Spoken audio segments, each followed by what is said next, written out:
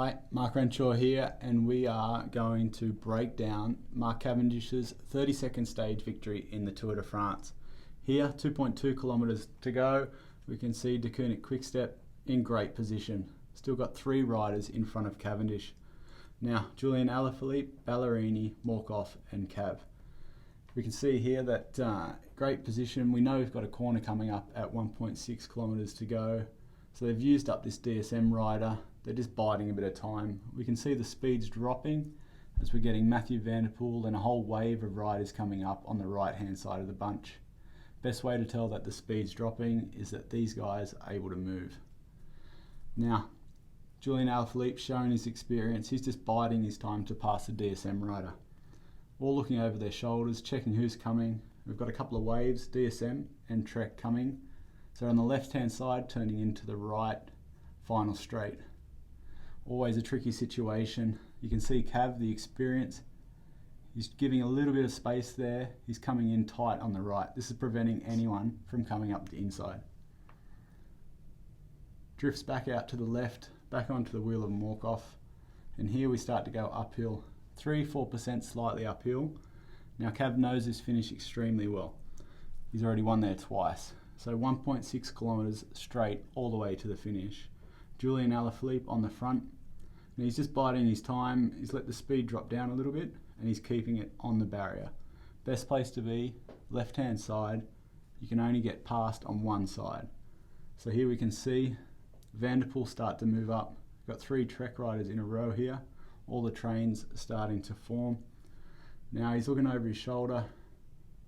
Has to flick out.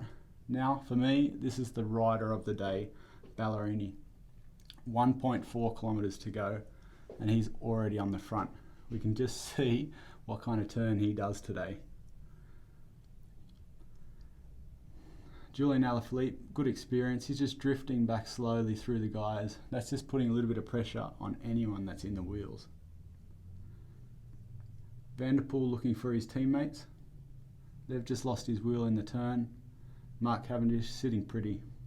Now they're fighting over his wheel. You've got Sagan here. This is where the big move happens. They split the bunch in two. Down the right, down the left. Often we see that in sprints where they'll be sprinting down both sides of the barriers. But it gives Van der Poel a chance to hook up with his three teammates here. Now that's where luck comes into play, because often the bunch doesn't split.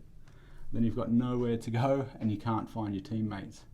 So we can still see we're a kilometre to go. Ballerini's still on the front. He's just biding his time. He'd be getting calls from Morkov and Cav where and what to do. Now we see them come back to the left hand side of the road. But this gives Alpes and Phoenix a great chance to pop out on the right side with all three of their riders. We've still got Ballerini on the front. 778 metres to go. He's already been on there for a few hundred metres. That's an amazing turn. But Nacer Bouhanni, second in the stage. We can see how far back he is. So he's got a long way to go.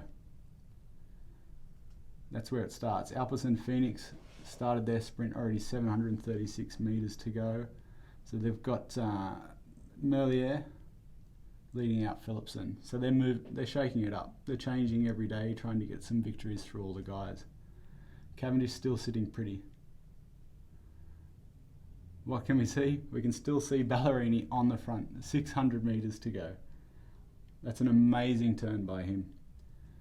Now it's all started. Alpes and Phoenix really starting to go here. Ballerini's given it his last kick. That's all he's got left. And he's got him to within 400 metres of the finish line. Morkov wants to play it a little bit easy here. He knows it's still too far to go. But this was a decisive moment when Alpes and Phoenix started to move it left to the barrier. Now this is going to shut down all these guys here. Morkov senses the danger, skips left, but Cav's already made the decision. He needs to go over on Philipsen's wheel. He's seen that they got the numbers. He's only got Morkov. Philipsen's only got Merlier left, so he knows he has to commit. Flicks over into the wheel. Bouhanni opens it up, lets him in. He knows he's the fastest guy in the race, so he wants to be in the wheel. There the sprint starts. Cav's picked the right side, Philipsen to the left. Morkov's understood that he's already flicked onto that train, so he's just trying to get out of trouble while all the time drifting back a little bit slow. Cav commits. Buani in the wheel. Takes it easy. Now you can see they're a little bit upset with Cav's move there in the final, because what he did, he showed his experience. He flicked across in front of Merlier and Philipsen. Not a big check, but just enough to make them stop pedaling for half a second. Nothing in it, just pure sprinting, but just shows his experience that once he got in front, he knew it was his position to win. In the end, Philipsen and Merlier just didn't have the speed to hold off Cav. But yeah, an amazing stage victory for Cav once again. That's 3 stages in 3 times he's won in Châteauroux. And I think we're going to see him just continue to win some stages in the Tour de France. Now, with this kind of confidence and form, he could go to Paris, and I'll make an early call. We might see him win once again on the Champs-Élysées.